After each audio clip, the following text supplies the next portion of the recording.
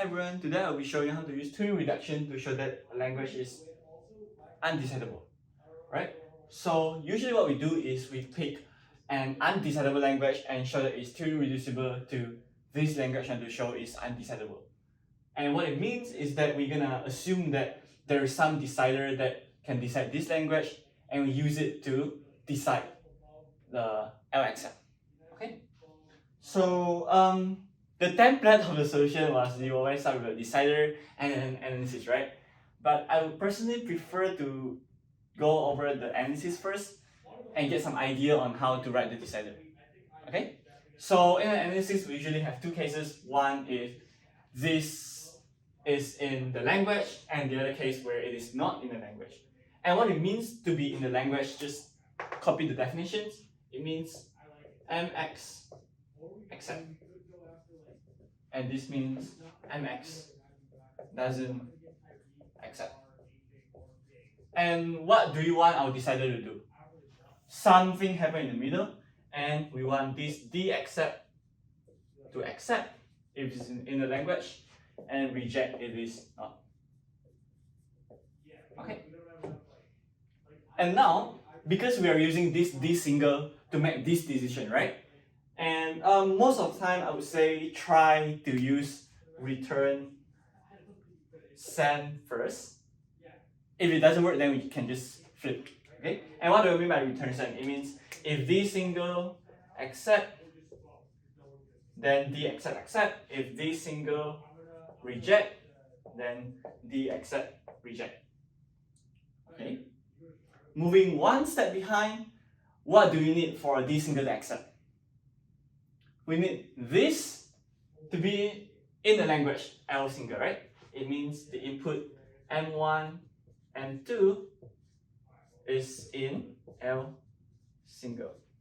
And for it to reject, it means M1, M2 is not in the language. So far so good? Alright, so similar to how we make this implication, what does it mean for it to be in the language? It means this, just copy down the definition. Intersection of the language of M1 with the language of M2 has size of 1. Okay, and this means not 1. L of M1 intersect L of M2 is not 1.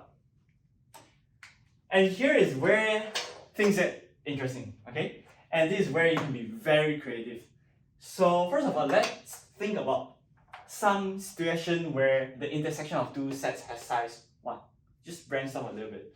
So we can have like, I don't know, A, B intersect AC, then the intersection is just 1, so it's just A, so it's size 1. Or empty string intersect with itself, it's just empty string, so it's size 1. Or some people, okay, let's say we're doing sigma star intersect with the empty string, size 1.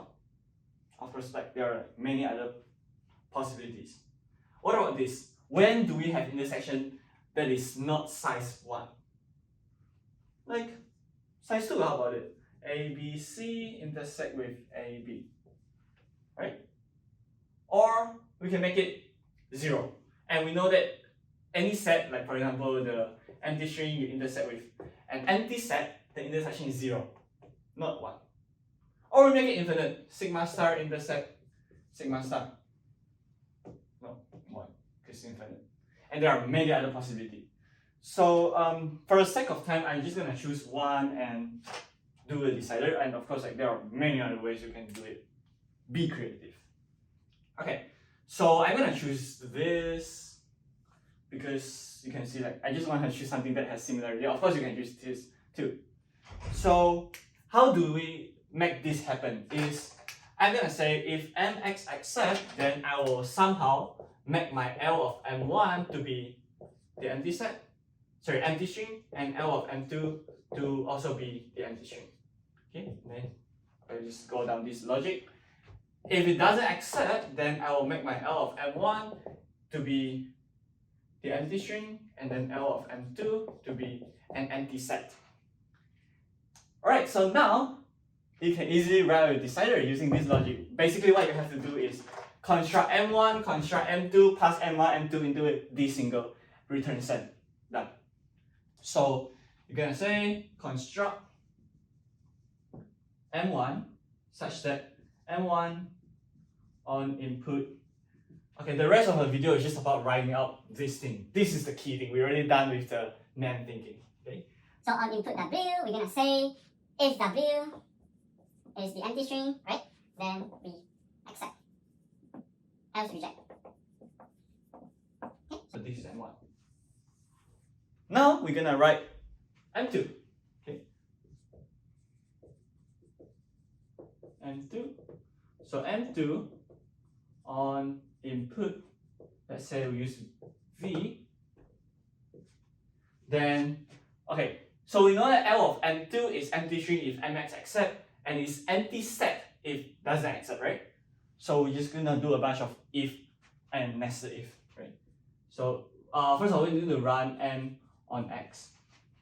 Okay, and then if MX accept and okay, nested, if we're gonna copy this exactly the same, V is empty string, then accept. Okay. Else, if MX doesn't accept, or if it is not empty string, then we reject. And this is your M2. I'm running out of space, so I'm gonna write it here. And basically, like what I said, we're gonna pass M1, M2 into D single, return send. So run D single on M1, M2, and return send. Okay. So this is basically the solution. By this logic, the accept will accept when it is in the language, will reject when it is not in the language, and therefore it is a valid decider for L accept. So we have shown this, which means L single is undecidable. End of proof.